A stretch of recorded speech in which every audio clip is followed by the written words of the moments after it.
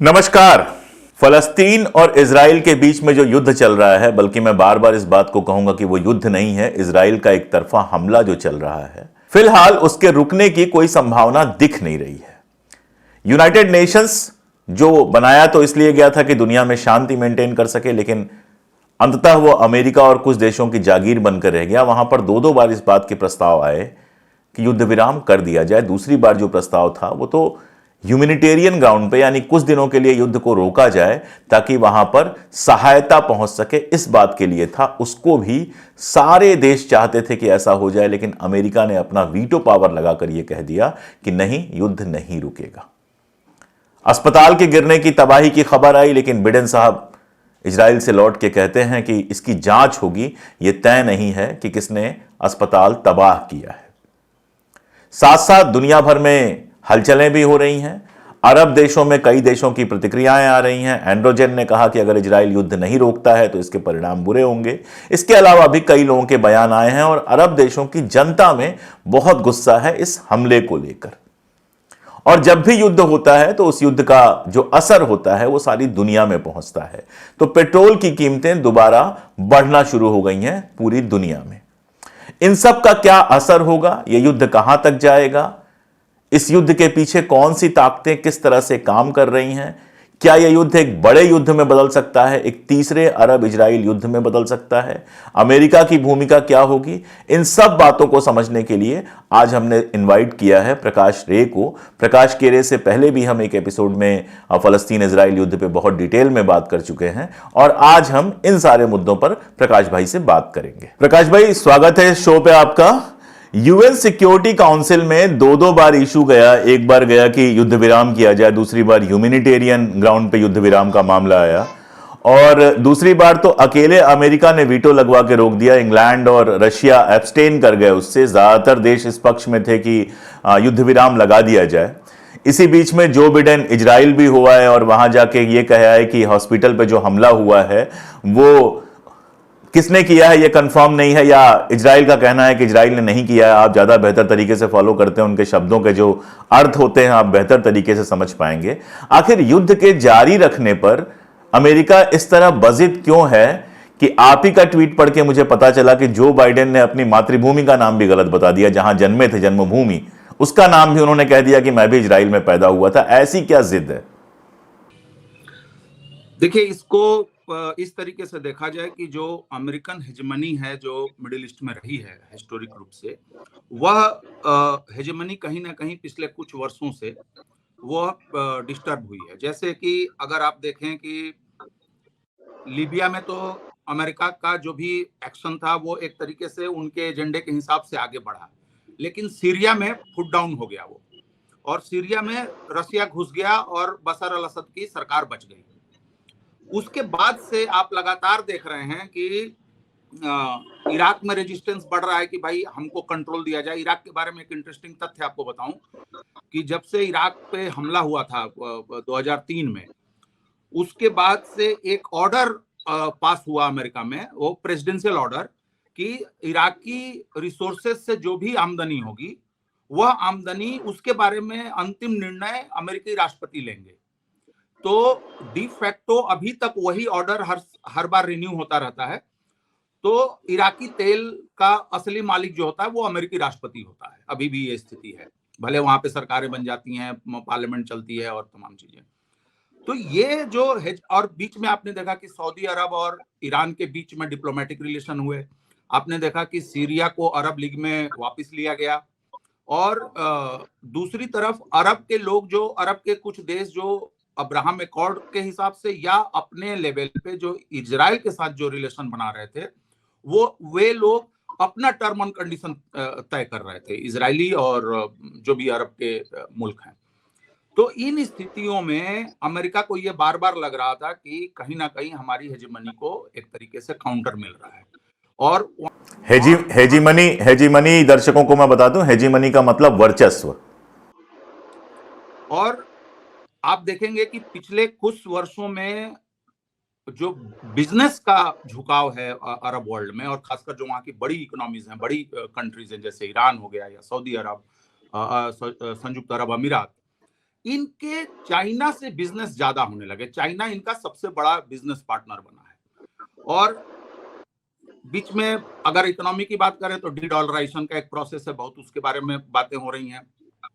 तेल को खासकर सऊदी अरब, और सऊदी अरब जब आप कहें तो गल्फ के जो 5-7 कंट्रीज हैं उनपे सऊदी अरब का चलता है, उनका उसका एक तरीके से उसका वहां पे अपना क्षेत्रीय वर्चस्व है। तो तेल कितना प्रोड्यूस होगा, तेल का दाम क्या होगा, इसको तय करने में सऊदी अरब ने, खासकर जब क्राउन प्रिंस आए हैं, इन्होंने अमेरिकी या पश्चिमी चिंताओं को या उनके वित्तीय संस्थानों की बात को लगातार वो अनसुना करते रहे हैं। और बीच में अगर आपको याद हो तो खशोगी की जब हत्या हुई थी तो उसके बाद भी पश्चिम और सऊदी अरब के वो बदले थे, रिश्ते खराब हुए थे। और प्रेसिडेंट बाइडेन ने अपने चुनाव अभियान में लगातार इनको हत्यारा तक कहा था, क्राउन प्रिंस को सऊदी अरब के। तो ऐसे में अमेरिका के पास एक विंडो चाहिए था। और अगर आप थोड़ा सा इसको और बढ़ाएं इस बातचीत को, तो आप रूस और यूक्रेन का जो मसला चल रहा है और वहां पे जिस तरीके से अमेरिकी कंट्रोल को चुनौती मिल रही है, हालांकि उनको फाइनेंशियली फायदा हुआ है, उनकी वार इंडस्ट्री को फायदा हुआ है, उनकी हथियार इंडस्ट्री को फायदा हुआ है, उनके जो सो कॉल्ड रिकंस्ट्रक्शन कंपनियां होती हैं उनको फायदा हुआ है, उनके शेयरों के दाम आप देख रहे हैं बढ़ रहे हैं लगातार। और साथ में यूरोप की निर्भरता अमेरिका पे बढ़ी है।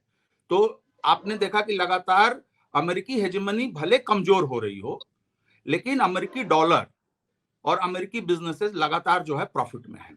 भले अमेरिका के अंदर की अर्थव्यवस्था चाहे जो हो, और वो एक अलग विषय है। तो अमेरिका को एक विंडो चाहिए था, तो वो विंडो इस क्राइसिस ने उनको दिया है। और आपने देखा कि जिस गति से अमेरिका ने अपने 2 बड़े युद्धपोत आइजनहावर और फोर्ड, इनको वहां पे इमीडिएटली इन्होंने डिप्लॉय कर दिया। आपने कोई इजरायली लीडर ने नहीं कहा था कि भाई आप हमको, ये अरबी जो हमारे ऊपर चढ़ जाएंगे, आप हमको मदद करो। उन्होंने सिर्फ पैसे की बात करी कि इतने बिलियन डॉलर हमको दे दो, जो कि पहले से भी 3 बिलियन 3.5 बिलियन डॉलर जो है हर साल अमेरिका इजराइल को देता है। अभी उन्होंने शायद 10 बिलियन डॉलर की मांग की है कि हमें इसकी जरूरत है, क्योंकि इस लड़ाई का असर इजराइल की अपनी इकोनॉमी पर भी हुआ है काफी। वो पहले ही से इस पिछले कई महीनों से जो शेकल है, जो वहां की मुद्रा है, वो कमजोर हो रही थी। और अभी जब आप एक तो ये सब रोज सायरन बज रहे हैं, रोज कहीं रॉकेट गिर रहा है, ये सब हो रहा है, तो उसकी वजह से बिजनेस को डिस्टरबेंस है।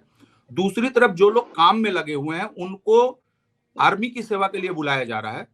तो एक तरफ वो प्रोडक्शन प्रोसेस से बाहर निकल रहे हैं, और दूसरा आप जब उनको आर्मी में ला रहे हैं तो आपको खर्चा आपका बढ़ रहा है। तो इजराइल को अभी आर्थिक मदद भी चाहिए, लेकिन जिस गति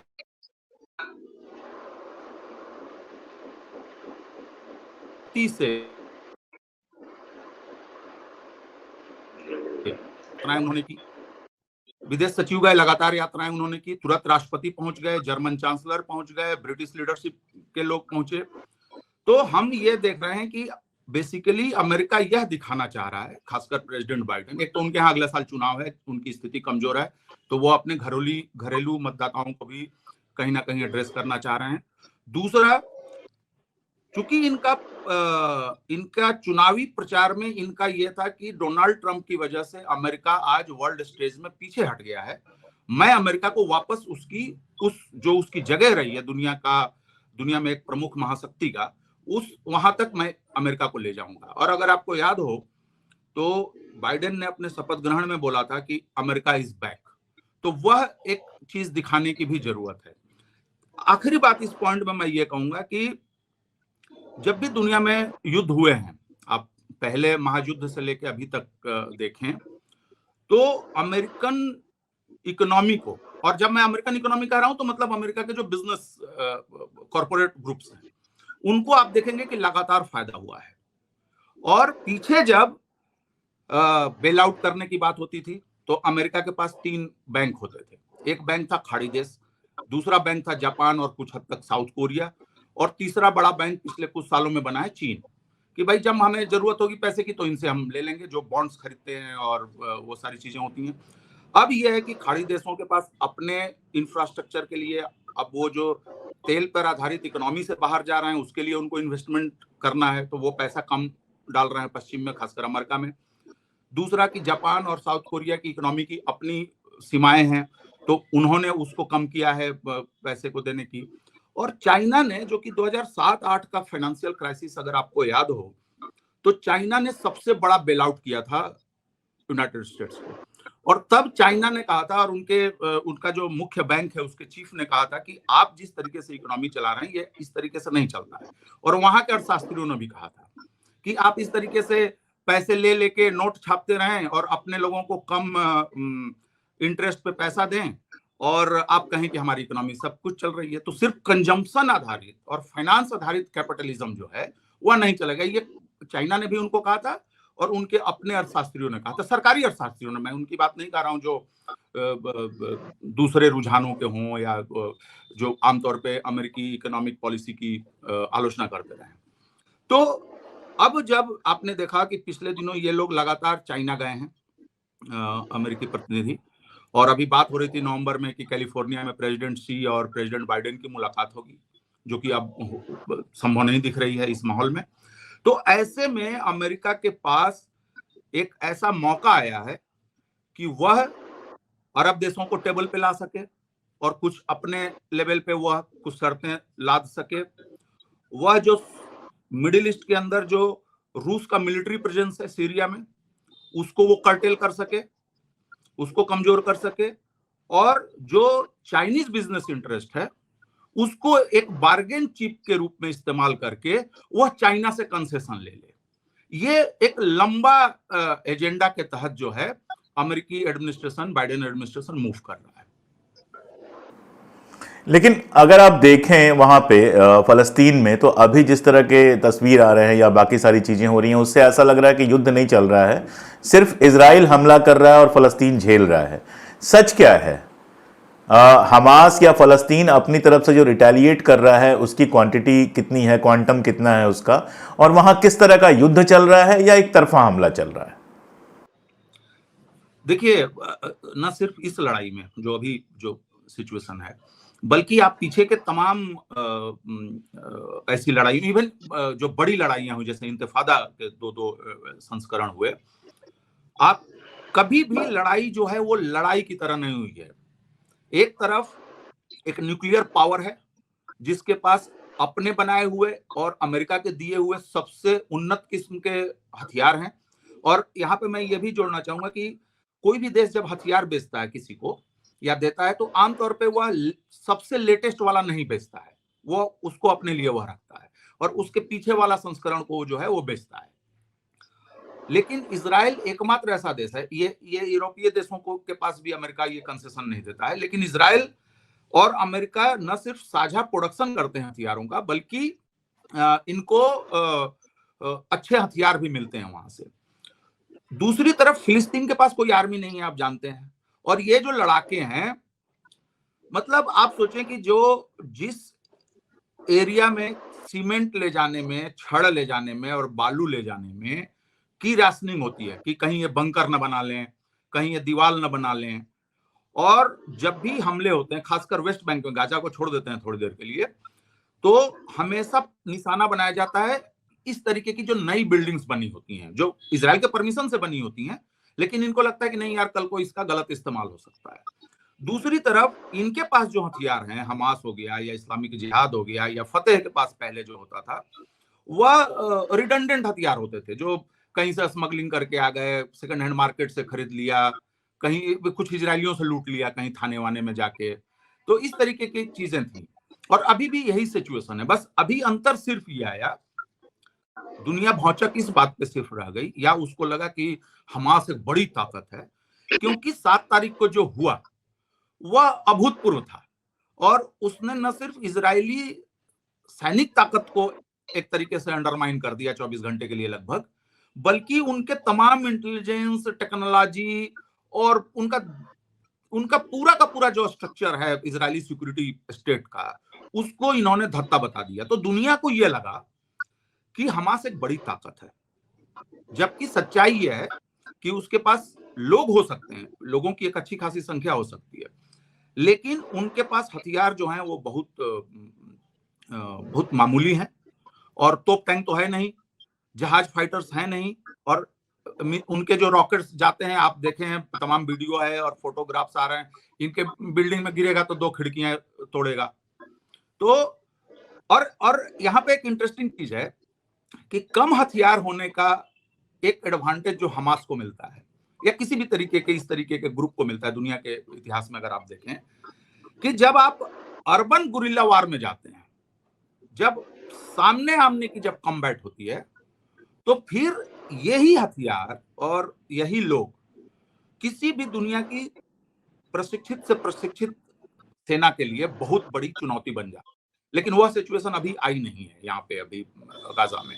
और जहां तक हॉस्पिटल पे हमले की बात है, तो यह पहला हॉस्पिटल नहीं है जिस पर हमला हुआ, और इस हमले के बाद कुछ और हॉस्पिटल्स के ऊपर हमले की चेतावनी दी गई है, जिसके बारे में अभी आया कि डॉक्टरों ने कहा कि हम हॉस्पिटल नहीं छोड़ेंगे, भले यहीं हम मर जाएं। और खुद हमले के बाद तो इतनी इनकी मजम्मत हुई दुनिया भर में, ज्यूज कम्युनिटी के भीतर इतनी ये हुई, इजराइल के भीतर इतनी आलोचना हुई कि इनको एक कॉन्स्पिरेसी थियरी के तहत जाना पड़ा कि नहीं हमास ने मार दिया या इस्लामिक जिहाद ने मार दिया, जबकि तमाम जितने भी सबूत अभी तक सामने आए हैं। और इजराइल क्या सबूत दे रहा है? इजराइल तो कुछ सबूत नहीं दे रहा है कि कौन मारा है नहीं मारा, कह रहे हैं कि इंक्वायरी होगी। अब इंक्वायरी कौन करेगा गाजा में, उस जगह पे जाके जहां अफरा तफरी मची हुई है। और दूसरी चीज की 1 मिनट के लिए मान लिया जाए कि इस हॉस्पिटल पे हमला जो है वो इजराइल की तरफ से नहीं हुआ है, तो दूसरे हॉस्पिटल्स पे यूनाइटेड नेशन के जो स्टाफ मरे हैं, जो डॉक्टर्स मरे हैं, जो पत्रकार मरे हैं, जो सिविलियन अपार्टमेंट्स पे हमले हुए, वो फिर कौन करा रहा है? तो इजराइल बहुत आसानी से ये बात कह सकता था कि हमारा मिसकैलकुलेशन हो गया, कहीं और गिरना था, कहीं और गिर गया, इतना कह के वो बच सकता था। और इंटरेस्टिंग चीज देखिए यहाँ पे अमेरिकी लीडरशिप की, बीबी नेतन्याहू के बारे में क्या कहना है उसके बारे में तो हम लोग पीछे भी बात कर चुके हैं। अभी उन्होंने यूनाइटेड नेशन में वो मैप दिखाया था कि इजराइल में कोई फिलिस्तीन नाम की जगह नहीं है, कोई उसका अस्तित्व नहीं है। दुनिया जो है मंत्र की तरह डरती है कि 2 स्टेट सॉल्यूशन होना चाहिए। इस 2 स्टेट सॉल्यूशन का सबसे बड़ा विरोधी जो है वो व्यक्ति इजराइल का प्रधानमंत्री है। तीसरी चीज कि अमेरिका के राष्ट्रपति को आप देखिए कि आप प्रेसिडेंट हैं, प्राइम मिनिस्टर हैं, और आप किस तरीके की भाषा बोलते हैं। इन्होंने कहा कि ऐसा लग रहा है कि यह दूसरी टीम ने किया है, द अदर टीम। माने कोई मैच चल रहा है क्या, निगोशिएशन चल रहा है क्या, बिजनेस डील हो रही है क्या? आप इतना कैजुअल रिमार्क दे रहे हो कि द अदर टीम। तो मुझे लगता है कि किसी भी तरीके से फिलिस्तीनियन रेजिस्टेंस को या हमास या इस्लामिक जिहाद जैसे ऑर्गेनाइजेशंस को इजरायली मिलिट्री से या किसी भी मिलिट्री के बराबर रखना कहीं से भी तर्कसंगत नहीं है, और उनके पास किसी भी तरीके की कोई ऐसी क्षमता नहीं है कि वह इजराइल के साथ छोटा या बड़ा युद्ध कर सके। और अगर वो क्षमता होती तो वो अभी दिख जाती। इतना 12-14 दिन हो गए, वो क्षमता नहीं दिख रही है। यही कुछ रॉकेट्स जा रहे हैं, गिर रहे हैं, इसके अलावा तो हम कुछ और रेजिस्टेंस तो देख नहीं रहे हैं। तो यह कहना कि यह एक लड़ाई चल रही है, और पहले दिन मैं मान सकता था, दूसरे दिन भी मान सकता था कि चलो भाई रिटेलिएशन में भाई आपको भी वो करना है तो आप कर रहे हैं। लेकिन अब यह एक तरीके की एथनिक क्लिंजिंग है, यह जो है वो जेनोसाइड है। और यह सिर्फ आरोप के लिए मैं नहीं कह रहा हूं, खुद इजरायली एस्टेब्लिशमेंट कह रहा है कि भाई ये इलाका खाली कर दो, मुझे मतलब नहीं है कहां जाओगे। और वहां के राष्ट्रपति कह रहे हैं कि कोई भी व्यक्ति जो है इनोसेंट नहीं है, एवरीवन इज टारगेट। तो ये तो खुद इजरायली एस्टेब्लिशमेंट कह रहा है, आपको किसी भी तरीके के आरोप लगाने की कोई जरूरत नहीं है। मिस्र के राष्ट्रपति का बयान आया, एंड्रोजन का बयान आया, कुछ ऐसा लग रहा था जैसे वो जाके फ़लस्तीन के पक्ष में कोई युद्ध करने की बात कर रहे हैं, और भी कुछ इस तरह के बयान आए। इस तरह के बयानात के कितने मतलब हैं? मतलब मुझे कई बार लगता है कि अरब नेशंस जो है वो सिर्फ एक ज्योग्राफिकल एरिया को तो बताता है, बाकी इसके अलावा कोई यूनिटी या कोई इस तरह की चीज़ मुझे कभी दिखी नहीं। सब मिला के मिसनामर जैसा लगता है। इस बार क्या स्थिति आपको लग रही है इन चीज़ों को सुनते हुए? देखिए, अरब के नेताओं का या तुर्की के नेता का या ईरान के लीडरशिप के जो बयान आए हैं, उनका सम्मान होना चाहिए, क्योंकि इतनी बड़ी एट्रोसिटीज जब चल रही हो तो स्वाभाविक रूप से नाराजगी होगी, हताशा होगी, क्षोभ होगा, गुस्सा आएगा। अब सवाल आता है कि इसका ऑपरेटिव पार्ट क्या हो सकता है। देखिए, अरब के देशों में आपस में इतने उनके आपसी पंगे इतने हैं। निज़ार कब्बानी की बहुत सुंदर कविता है कि तुम्हारी मूछें जो हैं वो तुम्हारे तलवारों से लंबी हैं। तो ये एक बड़ा वहां पे एक मसला है। और दूसरी चीज कि मान लीजिए कि आप कोई मिलिट्री कमांड बनाएंगे तो उसका स्ट्रक्चर क्या होगा, क्या नहीं होगा। खुद टर्की की सेनाएं जो हैं वो सीरिया के अंदर एक इलाके को दखल किए हुए हैं, तो सीरिया कैसे निगोशिएट करेगा इस चीज को। या ये जो मिलिट्री ईरान की मिलिट्री हो या टर्की की मिलिट्री हो या सऊदी अरब की मिलिट्री हो, ये कहीं स्टेशन होंगे, जैसे जॉर्डन में स्टेशन होंगे या इजिप्ट में होंगे, तो वहां की जो सरकार है वो फिर इस बारे में सोचेगी कि अगर मान लो कल को युद्ध खत्म हो जाएगा तो ये वापस कैसे जाएंगे। ये सारी चीजें होती हैं। तो मैं तो ये नहीं देख रहा हूं कि किसी तरीके का कोई साझा मिलिट्री एक्शन होगा, ये मुझे अभी नहीं दिख रहा है। दूसरी चीज जो व्हाइट हाउस से आया है उससे भी थोड़ा सा इंडिकेशन मिल रहा है। जो वहां के रक्षा सचिव ने कहा है कि लेबनान की सीमा पे जो हिजबुल्लाह कर रहा है वो उसको तुरंत बंद कर देना चाहिए, क्योंकि हम दूसरे फ्रंट के को खोलने के लिए हम सहमत नहीं है या वो हमारी इच्छा नहीं है। तो सवाल ये है कि जो हिजबुल्लाह लड़ाई लड़ेगा, और 67-73 के हमारे पास उदाहरण है जब कंबाइंड अरब की सेनाएं लड़ी थी, तो आपने देखा कि बहुत लंबे समय तक उन इलाकों पे उनका कब्जा था। जैसे इजिप्ट का कब्जा कहीं पे है, कहीं पे जॉर्डन का कब्जा था, ईस्ट जेरूसलम जॉर्डन के पास था, कुछ सीरिया ने लिया हुआ था, फिर बाद में लड़ाई हुई तो कुछ सीरिया की जगहें जो हैं वो इजराइल ने ले ली, गोलन हाइट्स वगैरह।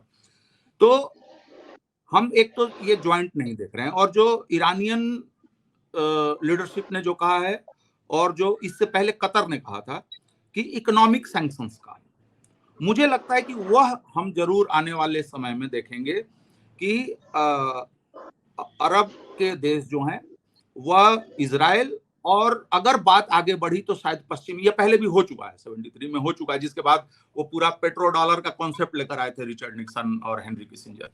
तो हो सकता है कि उस तरीके का कुछ एक्शन हम देखें।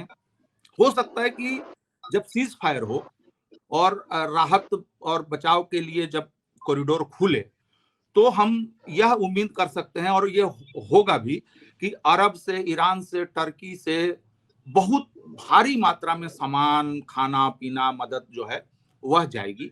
और फिनेंशियल रीबिल्ड प्रोसेस, जब वहां पे जो बिल्डिंग्स गिरी हैं, लोग विस्थापित हुए हैं, उनको बसाने की कोशिशें होंगी, और उसमें अच्छा खासा मुझे लगता है कि सहयोग जो है अरब के देश, ईरान और टर्की की तरफ से मिलेगा। लेकिन अगर मान लीजिए, क्योंकि अब हम अनिश्चितताओं के दौर से गुजर रहे हैं, अगर यह लड़ाई सचमुच में इस्लामिक देशों और इजराइल के बीच में होती है, तो मैं आपको कह रहा हूं कि इजराइल के पास कोई चांस नहीं बचेगा, और पूरी अमेरिकी माइट भी उसको बहुत कुछ हद तक बचा नहीं सकेगा। क्यों? क्योंकि अमेरिका के जो मिलिट्री ठिकाने हैं अरब और उसके आसपास के इलाकों में, ये भी लेजिटिमेट टारगेट होंगे। जब इतनी बड़ी लड़ाई होगी, सीरिया में रूसी प्रेजेंस है, वह कॉरिडोर बिजनेस का ये है, तो चीन और रूस को भी बाय डिफॉल्ट इंटरवेंशन करना पड़ेगा, इनके पास कोई उपाय नहीं होगा। यूरोप चूंकि ठीक सामने पड़ रहा है अरब के, तो उनकी बाउंड्रीज जो है वो भी फिर वो नहीं रहेंगी, सुरक्षित नहीं रहेंगी।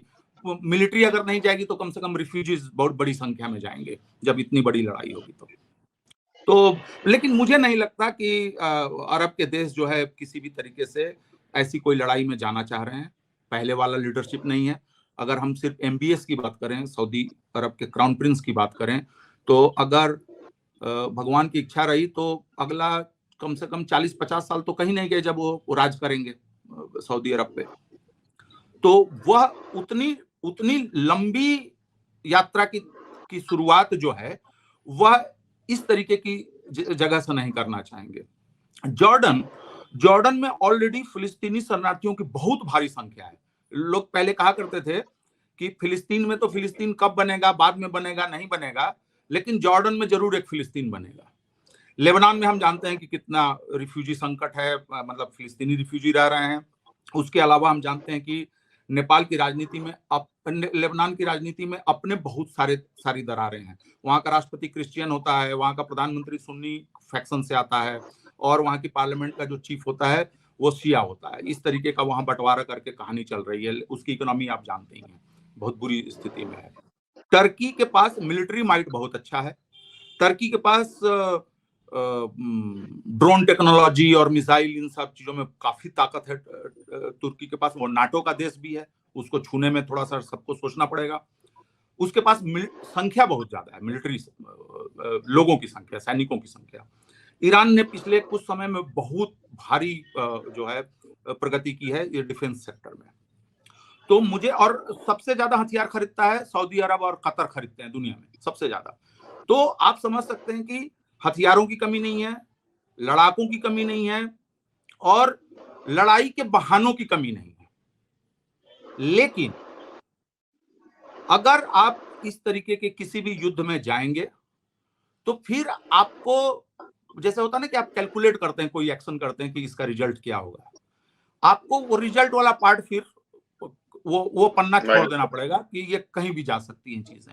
और कल को अगर मान लीजिए जब इजराइल को लगेगा कि उसका एग्जिस्टेंस खतरे में है, जो कि एक साइकी है, इजरायली साइकी में यह है कि कभी भी हमको खत्म किया जा सकता है, और वो इतिहास गिनाते हैं बेबीलोन के हमले से लेके रोमन हमले से होलोकॉस्ट तक, और बाद की जो लड़ाइयां हुई हैं अरबों के साथ उसको। तो उनकी साइकी में है कि हमको खत्म किया जा सकता है, एज अ कॉम खत्म किया जा सकता है, एज अ नेशन खत्म किया जा सकता है। वैसी स्थिति में हो सकता है कि इजराइल के पास कोई चारा ना हो और वो अपने एटॉमिक हथियारों का प्रयोग करे। तो आप जब एक इतनी बड़ी लड़ाई में जाएंगे तो वो सीधा कहां पे जाएगा। अच्छा, दो और लड़ाइयां हो चुकी हैं, 48 की लड़ाई और 67 की लड़ाई। इन दोनों लड़ाइयों में हमने देखा कि अरब की संयुक्त सेनाएं बुरी तरीके से हारी हैं। 67 में तो गजब ही हो गया था, 24 घंटे के अंदर पूरा एयर डिफेंस ही खत्म कर दिया था इजराइल ने। तो वो यादें भी होंगी कहीं ना कहीं कि भाई अगर लड़ाई अच्छा आप लड़ाई ऐसे तो होती नहीं है जब आप नेशन स्टेट्स लड़ते हैं कि बस ताव में आके गाली दे दी, मार दिया, जैसे इंडिविजुअल लेवल पे होता है। उसके लिए थोड़ा सा सोचना समझना पड़ेगा, और उसके पहले ये सब चीजें होंगी। इकोनॉमिक सैंक्शन होगा, राजदूतों को हटाने और बुलाने का सिलसिला चलेगा। लेकिन मुझे जो लगता है असली चीज कि मैं आज के लिए सिर्फ चिंता मेरी ये है कि गाजा में जो हो रहा है या वेस्ट बैंक में जो हो रहा है, जो लोगों को मारा जा रहा है, और बहुत बड़ा एक मानवीय संकट वहां पे खड़ा है। मेरी चिंता ये है कि आज से कुछ साल बाद, जैसे 2027 में, जब अमेरिका अपने पुराने एजेंडे के तहत, जिसमें कि 7-8 देशों को, अरब और मिडिल ईस्ट के देशों को टारगेट करने का जो उनकी वो पॉलिसी रही है, जिसके बारे में तमाम खुलासे हुए हैं, उसके तहत जो आखिरी उनका एजेंडा है ईरान का, वह किस तरीके से अनफोल्ड होता है।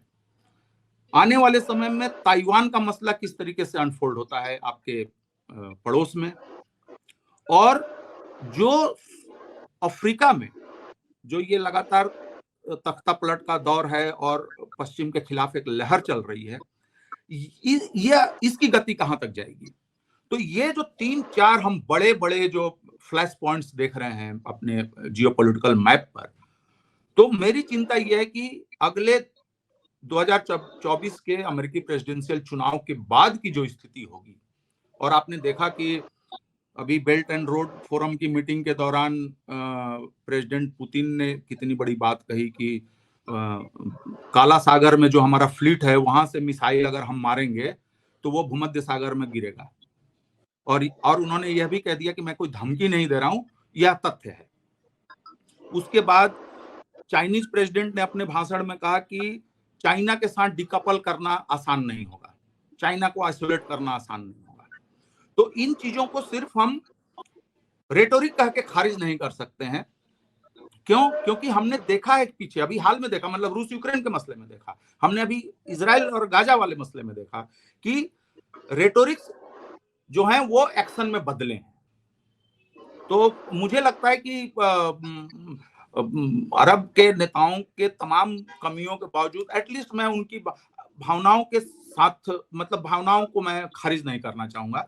दूसरी चीज, अरब के देश, अभी देखिए टर्की के राष्ट्रपति दूसरे चरण के चुनाव में जीत के आए हैं, मतलब उनकी पॉपुलैरिटी भी पहले की तरह नहीं है।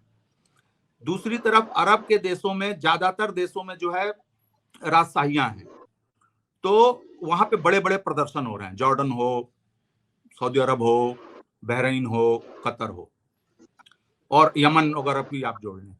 तो इन नेताओं के पास अपने पब्लिक ओपिनियन को कहीं ना कहीं सेटिस्फाई करना होगा, कहीं ना कहीं जस्टिफाई। जॉर्डन के विदेश मंत्री का मैं सुन रहा था, उन्होंने कहा कि जॉर्डन के लोगों की जो सोच है वही जॉर्डन के गवर्नमेंट की सोच है, और हिज मैजेस्टी माने जॉर्डन के राजा की सोच है। तो अगर अरब के देश इस बार कोई चतुराई करना चाहेंगे, या वो सिर्फ अपने इंटरेस्ट को प्ले आउट करना चाहेंगे, इजराइल के साथ, अमेरिका के साथ, या फिलिस्तीनियों के साथ एक लिवरेज बनाने की कोशिश करेंगे, तो उनको अपने ही लोगों का कल को सामना करना पड़ सकता है। और आपने देखा है कि अरब के इतिहास को अगर हम देखें तो कितने राजवाड़े गिरे हैं वहां पे लोगों की वजह से, लोगों के पॉपुलर प्रोटेस्ट में वहां राजवाड़े खत्म हुए, राजशाहियां गई हैं। तो मुझे लगता है कि बहुत कुछ खेलने के लिए अरब के नेताओं के पास नहीं है, और ईरान के पास तो कोई उपाय ही नहीं है, क्योंकि यह ईरान के लिए ईरानी, खासकर जो अभी जो इस्लामिक रिपब्लिक है, उसके अपने एग्जिस्टेंस का भी सवाल है कि अगर वह इस तरीके के थ्रेट को, अगर वह सिर्फ समझ रहा है कि ये गाजा का थ्रेट है, तो उसकी गलत समझदारी होगी। दूसरा, कल को यह जो पूरा इक्वेशन बन रहा है मिडिल ईस्ट में, वह कल इसके खिलाफ नहीं खड़ा होगा, अगर ऐसा वो समझ रहा है तो यह गलत समझदारी है। तीसरी चीज कि इस्लामिक रिपब्लिक हो या राजशाहियां हो उस इलाके में, ये अजर अमर होके तो आई नहीं है। तो मुझे लगता है कि सबसे जो सीरियस मसला है वह ईरान के लिए है। क्यों? क्योंकि सीरिया में ऑलरेडी बमबारी कर रहा है इजराइल, और सीरिया से सबसे अच्छे संबंध हैं ईरान के। इराक में सबसे बड़ी शिया पॉपुलेशन है, लेकिन वहां की पॉलिटिक्स पे प्रो ईरानियन फैक्शंस के होने के बावजूद ईरान उस तरीके से कंट्रोल नहीं कर रहा। आपने देखा कि ट्रंप के समय में जनरल सुलेमानी को इराक में ही मार दिया गया, मोसाद ने इंटेलिजेंस दी थी और अमेरिकी मिलिट्री ने ड्रोन हमला किया और वो मारे गए बगदाद में, जो कि उनके जो बाहरी फौज है ईरान की, इस्लामिक गार्ड्स जिसको कहते हैं, उसके वो चीफ थे, और उस आदमी के ही लीडरशिप में इस्लामिक स्टेट को हराया गया था अरब में, इराक में।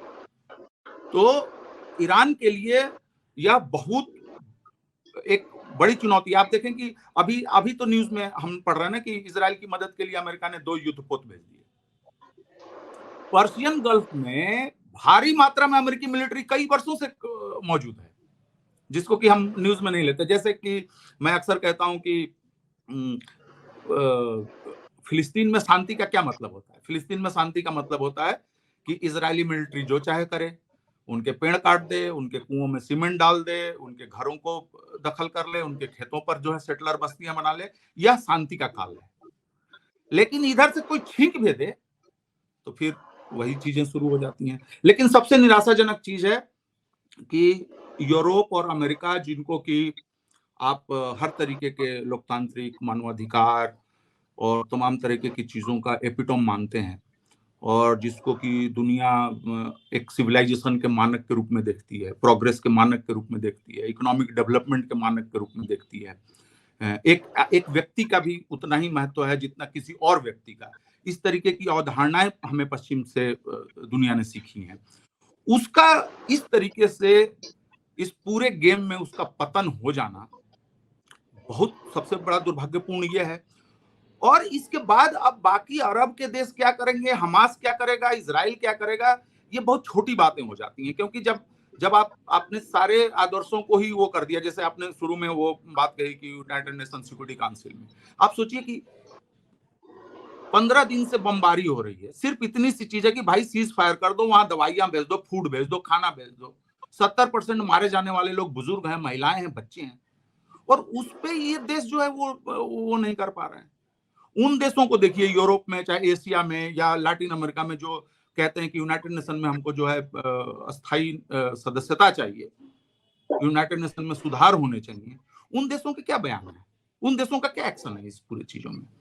आपने तो कह दिया कि भाई मुझे भी वीटो पावर दे दो, और बोलने के लिए मेरे पास कुछ है ही नहीं जब इतनी बड़ी बड़ी चीजें हो रही हूँ। तो हमें ये देखना चाहिए कि अब किसी भी तरीके के रिएक्शन के लिए या एक्शन के लिए या इन एक्शन के लिए हम लोगों को तैयार रहना पड़ेगा। इसका आखिरी क्वेश्चन मैं ले रहा हूं कि इसका पूरा असर जो है वो विश्व अर्थव्यवस्था और बाकी सारी चीजों पे कैसे पड़ेगा। भारत भी उसमें शामिल है।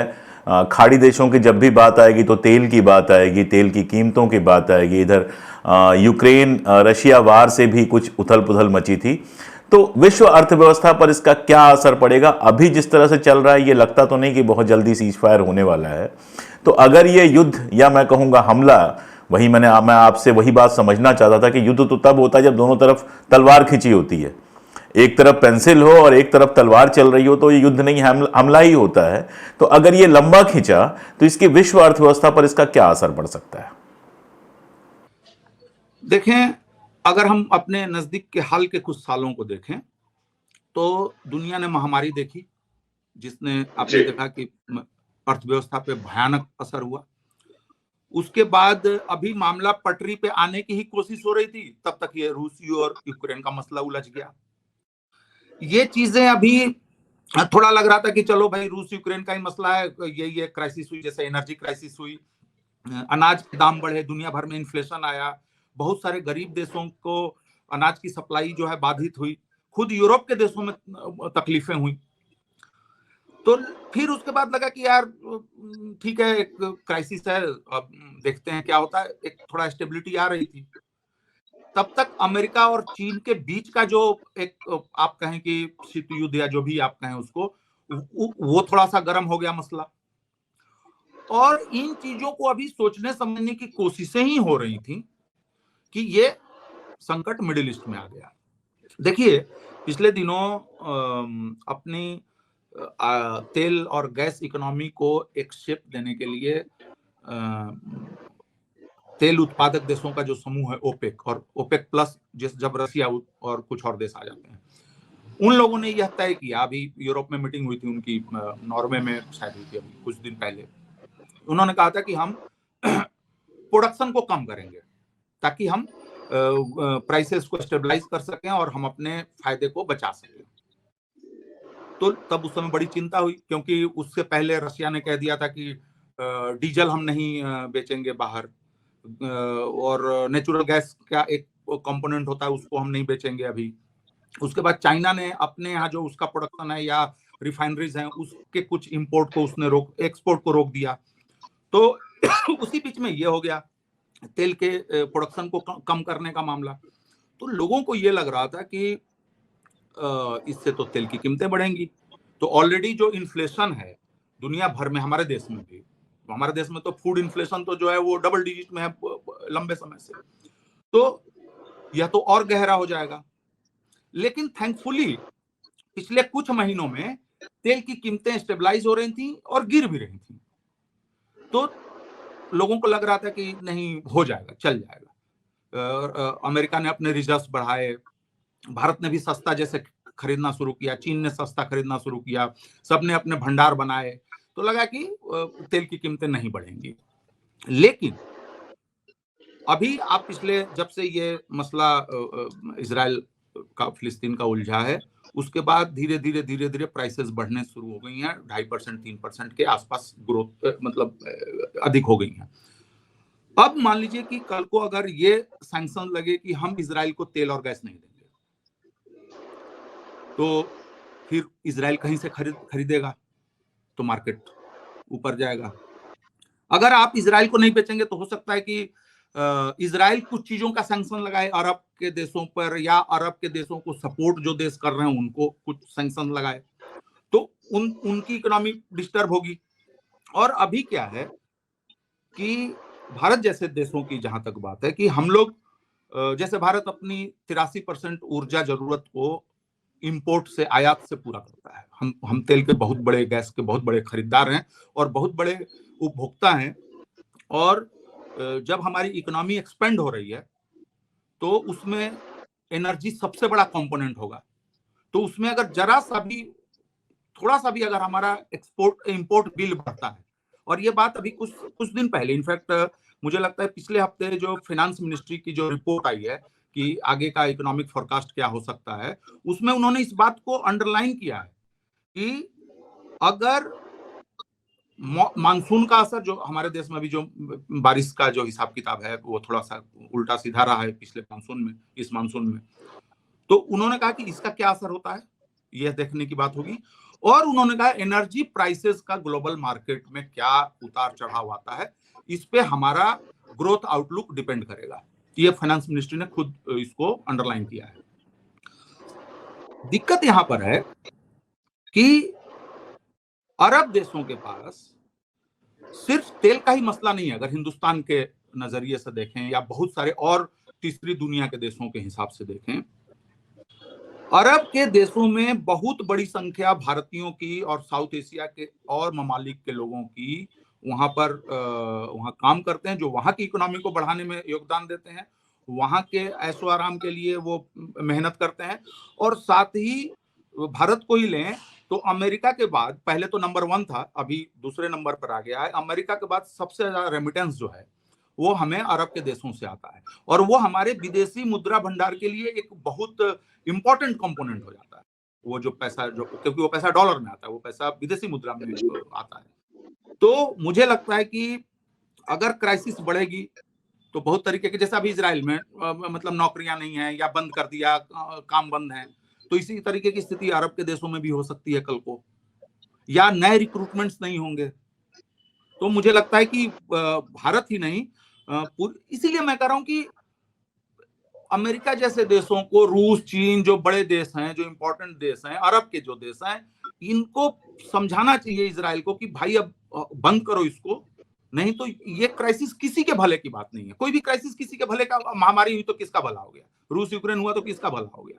तो ये लड़ाई भी अगर बड़ी लड़ाई हो जाएगी, या लोग बार बार हंसी मजाक में कह देते हैं कि तीसरा महायुद्ध होगा क्या, जरा महायुद्धों की तस्वीरें जाके देख लो भाई, जरा महायुद्धों के बारे में किताबें पढ़ लो, मरने वालों की संख्या देख लो, कुछ नहीं तो भारतीयों की संख्या ही देख लो। प्रथम विश्व युद्ध में हमारे कितने लोग मरे, द्वितीय विश्व युद्ध में कितने लोग मरे, उस वजह से कितने अकाल जो पड़ा उसमें कितने मरे।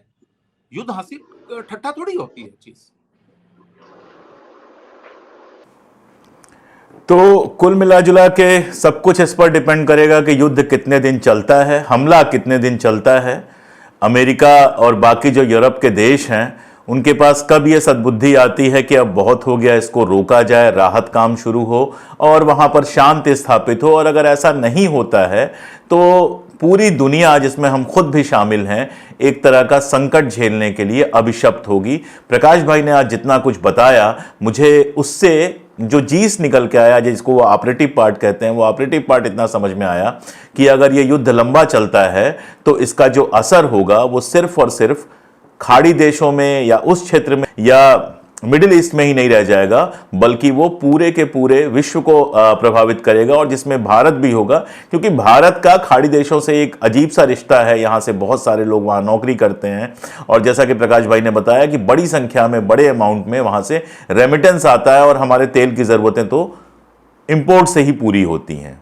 तो इसी सद्बुद्धि के लिए हम वेट कर सकते हैं, प्रार्थना कर सकते हैं कि अपने निजी स्वार्थों को छोड़कर बिडेन और उनका प्रशासन इस युद्ध को रुकवाने की पहल करे। आज के लिए बहुत शुक्रिया प्रकाश भाई। ईश्वर की बात आई है तो मैं एक लाइन कहना चाहूंगा। एक मेरी फेवरेट फिल्म है, और अगर आपने नहीं देखी हो तो जरूर देखें, और हमारे सुनने देखने वाले भी उस फिल्म को देखें। सिनेमा पारादीसो उसका नाम है, इजिली अवेलेबल है इंटरनेट पे।